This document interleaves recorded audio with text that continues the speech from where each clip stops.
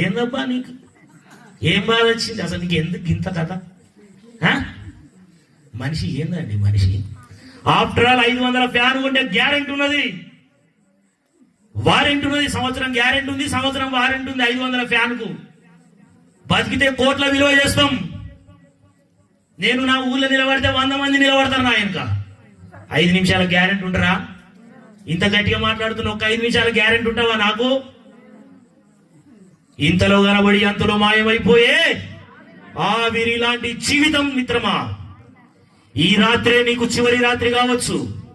అందుకే దేవుడు ఈ వాక్యం, ఈ యొక్క మైకు ద్వారా నీకు ఈ మాటలు వినిపిస్తుండొచ్చు.